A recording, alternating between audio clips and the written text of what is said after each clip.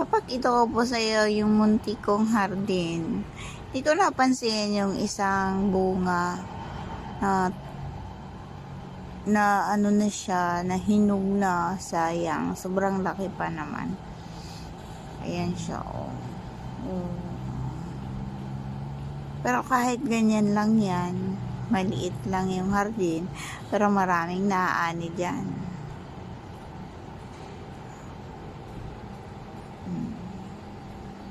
Diba? Ganyan lang. Kompleto dyan, may kamatis, may ampalaya, may kamote, may talong, may pechay. Para makalibre araw-araw ng mga gulay-gulay.